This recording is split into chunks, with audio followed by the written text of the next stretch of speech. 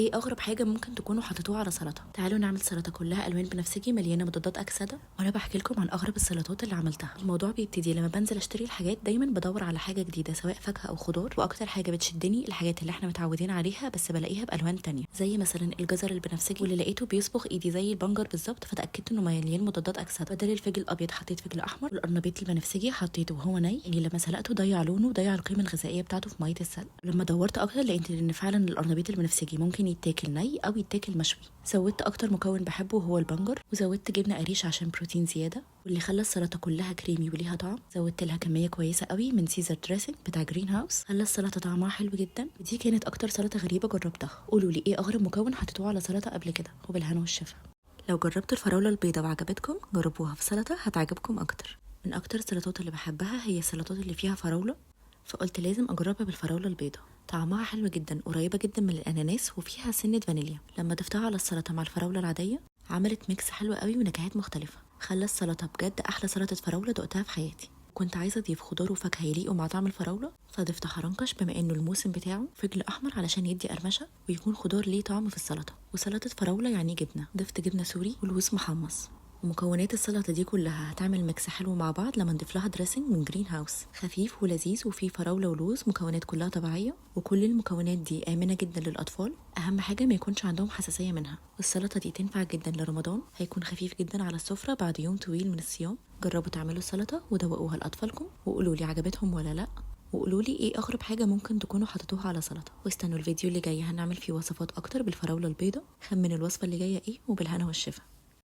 قربنا ندخل على الصيف والبطيخ بدأ يظهر، ومعروفة في الصيف ما بنحبش نطبخ كتير، بس بدل البطيخ الأحمر اللي متعودين عليه هنعمل سلطة بطيخ أصفر، أو ساعات بيسموه البطيخ المنجاوي. مش عارفة ليه بصراحة، يمكن عشان لون المانجا وطعم البطيخ، قلت بقى أعمل بيه سلطة خفيفة ومنعشة. وبما إن أجسامنا وأجسام الأطفال محتاجة مية اليومين دول، مفيش أحلى من سلطة بطيخ وفيها خس كتير، لأن الاتنين مليانين مية وبيرطبوا الجسم كويس قوي، وخصوصا أجسام الأطفال. أي نوع خس بتحبوه اغسلوه ونشفوه. تاني خطوة هنضيف عليه البطيخ الأصفر، طعمه حلو قريب من البطيخ العادي، وسكره مظبوط. وعلشان نخلي السلطه فيها الوان اكتر، ضفت طماطم شاري صغيره، افتكروا لازم نقسمها نصين لو عندكم اطفال صغيره. ضفت جبنه بيضه ماستر بروتين ملايقه قوي مع البطيخ في السلطه. والسلطه مش محتاجه اي دريسنج غير زيت زيتون جودته كويسه وطعمه حلو، بيخلي السلطه كلها هاديه كده ومريحه للمعده. الناس اللي بيستنوا الصيف علشان ياكلوا جبنه وبطيخ، السلطه دي هتعجبكم جدا. جربوها وقولوا لي رايكم، وقولوا لي لو جربتوا البطيخ الاصفر قبل كده وعجبكم ولا لا، وقولوا لي الحاجات اللي بتحبوا تاكلوها في الصيف غير السلطه. لو عايزين تعرفوا اكتر عن البطيخ الاصفر استنوا الفيديو الجاي، وبالهنا والشفا. اخف واحلى سلطه ممكن تعملوها في اول يوم رمضان هي سلطه الفراوله بالجرجير. بتكون حاجه هاديه كده جنب اكل اول يوم، ما خدتش مني وقت لان استخدمت كل حاجه جاهزه. ودي مكونات السلطه: جرجير بعين جمل، وفراوله حمراء وبيضه، برتقال احمر، ودريسنج من جرين هاوس، بنجر وجبنه سوري. وكده المكونات كلها جاهزه. هنعمل السلطه في 5 دقايق بالظبط.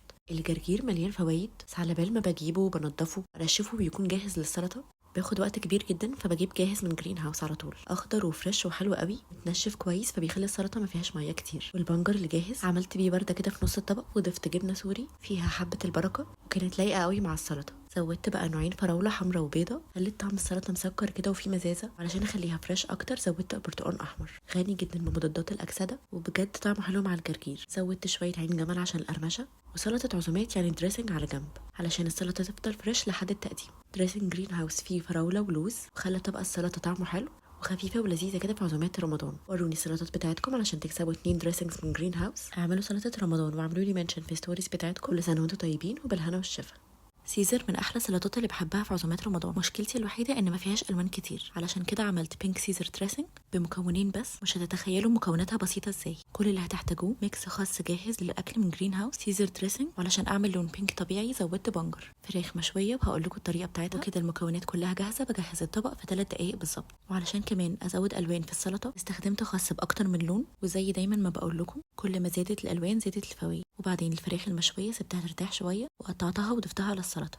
وعلشان الكروتونز ممكن تستخدموا اي نوع عيش، استخدمت عيش اسمر وحمصته بزيت زيتون وملح وضفته على السلطه. نيجي بقى لاهم خطوه في السلطه دي، وهي الدريسنج. سيزر الجاهز من جرين هاوس طعمه خطير ومظبوط جدا، في جبنه ومايونيز، كل مكونات سيزر الطبيعيه. ما احتجتش اضيف بس غير البنجر علشان يظهر اللون البينك الجميل ده، وكالعاده البنجر دايما بيضيف لون جميل قوي للاكل، ده غير القيمه الغذائيه العاليه بتاعته.